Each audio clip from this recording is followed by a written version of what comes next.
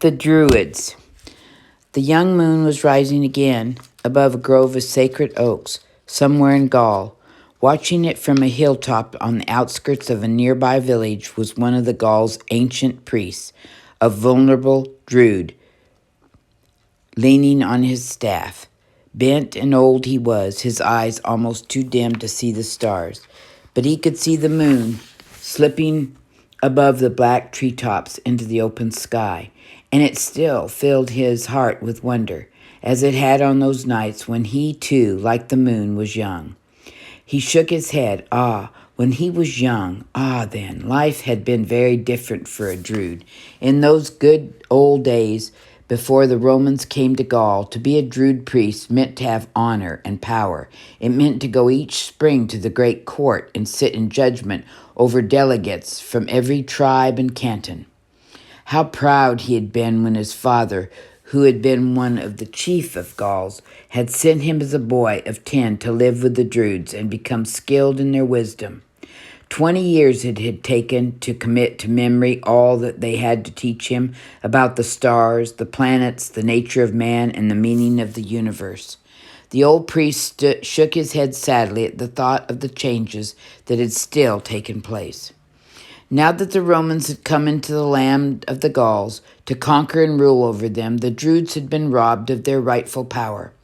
They were no longer allowed to be judges. They had been degraded. Many of his fellow priests had taken a practice of low forms of magic to holding a following among the foolish people. Far better, he thought, to stand alone with his old thoughts as he did now upon the hilltop, watching the new moon. Alone he was, and old and bent and worn, his eyes grown dim, his fingers stiff and crooked, like small branches of an oak. But not for long, he said, would it be so. Not much longer now would he be old and useless and alone. Soon the day must surely come when he could die, and then he would become young again. For what was death but passing like an old moon through a few nights of darkness into a new life?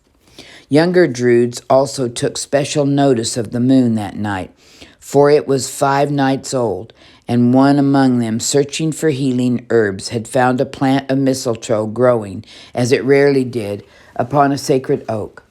The 6th night of the moon was the one on which to cut that mystic bough. The next night, then, the Druids' clan, always in their long white robes, summoned the people to attend the ceremony and the sacrifice. Leading 2 young white bulls yoked for the first time, they moved in slow procession out through the quiet fields along the misty marshland to the grove of oaks, which was their only temple. In among the dark trunks and interlacing shadows they wound their way until they came to the one tree that had nourished in its rough bark the seed of the mistletoe. Solemnly then, while the people watched the upturned faces, a priest ascended the tree and cut away the mistletoe with its golden sickle.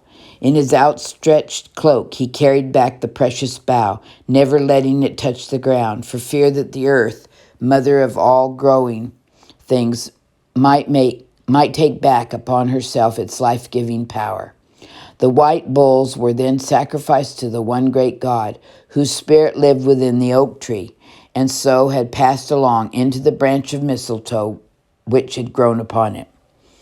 As a charm to be cherished against evil, each follower carried back a twig, and the procession returned to the village. Later, each young woman would drink a portion of brewed from the white berries, that many strong sons and beautiful daughters might be born to her. Centuries later, when Christian priests were to bring a new religion into Gaul, they would find it wise to nail the cross or image of the Virgin to the trunk of the sacred tree, that the new belief might blend into the old, and the old be gradually forgotten. How long the Druids had been in Gaul, or where their idea came from, no one could be sure. Their belief in mortality was like that of the early Greeks, and the name of the Druid is said to have come from the Greek word for oak. Their knowledge of the stars had come from the Chaldeans, or native priests of ancient Babylon, brought to them perhaps by the Phoenicians, who had sailed the Mediterranean long before Rome was founded, back in the day of the Trojan War. On these coins, used by the Gauls, may be seen crude signs of the zodiac. On the first one, the symbol of the year is shown between the sun and the moon. On the other, the year, represented by a horse, is prancing between Cancer, midsummer, and Capricorn, midwinter. Midsummer and midwinter were both celebrated with fire.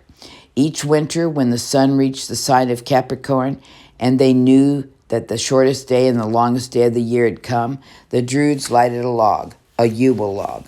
They kept it burning through the longest night as a symbol of the sun's log light's warmth, which would begin to grow stronger on the following day.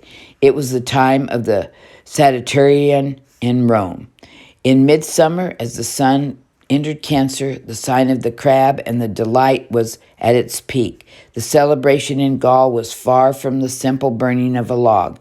The fires of midsummer filled the air with cries of agony and scorched the treetops with their sheets of flame.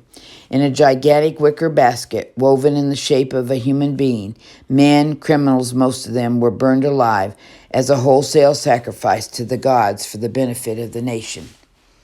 This horrible rite, which was also perhaps a way of purging the land of its criminals, had been described by Julius Caesar in his book about Gaul. It was a custom of that province most shocking to the Romans. They had long since forgotten of the fact, like all the other early races, that ancestors too had once practiced human sacrifice. It may be possible that the Druids themselves had founded a custom of the most savage natives when they had first come to Gaul, but had not been able to do away with it, for the people clung to old customs and belief. They are slow in dying.